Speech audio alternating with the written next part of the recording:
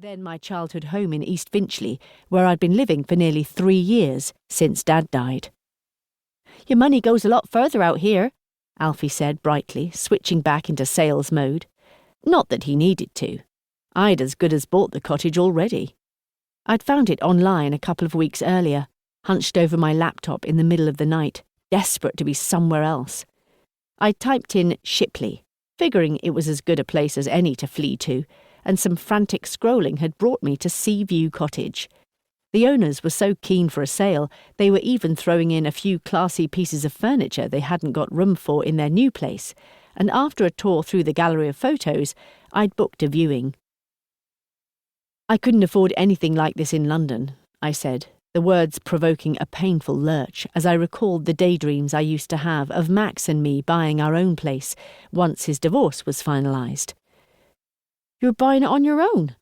Alfie's eyes grew round, as if I was an heiress or lottery winner. "I've been at home for a while, saving for a deposit," I said, which wasn't strictly true. I doubt I'd have moved back to Finchley if Dad hadn't died, and I'd already had a respectable nest egg, thanks to Granny Ambrose, who'd been squirreling away money for me and my brother for decades. Chris had spent his on a hipster cafe in Shoreditch, while I'd put mine aside for a rainy day. The rainy day had turned into monsoon season, and I'd never been more grateful to my grandmother for providing me with the means to escape. "That famous woman I just told you about, she had it decorated proper-like, so there's not much to do unless you fancy painting over it all." Alfie's lovely Dorset vowels washed over me, and I began to feel oddly at home. "The fireplace is an original feature, but hasn't been used for a long time," he said, nodding at the copper facade, which was partly hidden behind an old-fashioned fireguard. "It's decorative-like, but there's plenty of logs in the shed, so you might want to think about opening it up." Tucking his clipboard under his arm, he led me into the modest but stylish kitchen and flourished an arm at the artfully rustic cabinets. "Fridge-freezer's like another bedroom, see?" He opened and shut the shiny red door, then turned on the tap at the butler-style sink, leaping back when a whoosh of water splashed his skinny tie. "Shit," he muttered. "Sorry," he added, taking the tissue I was holding out and dabbing at his front. "This is only my first week on the job."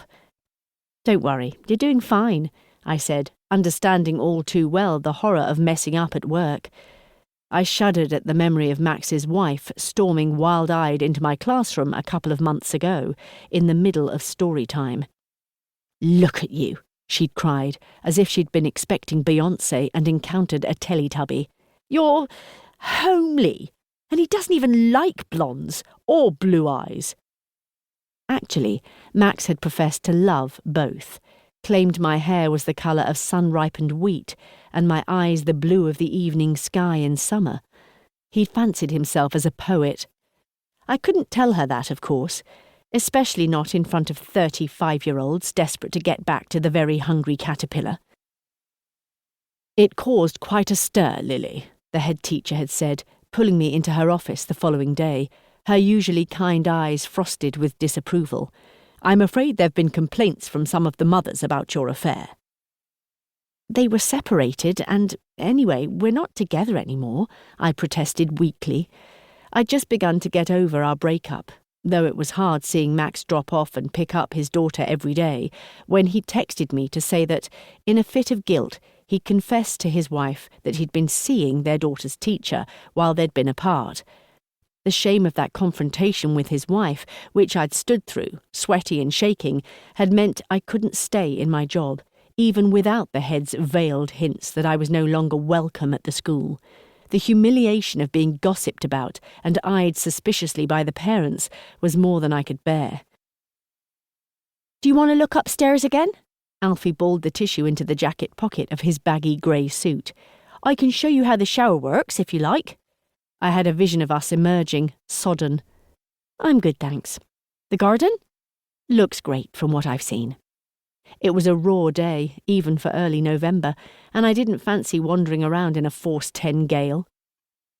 "OK, so—" Alfie's eyes roved around, as if seeking something spectacular he could point out. A sliding ceiling, perhaps, or a panic room. "How soon can I move in?"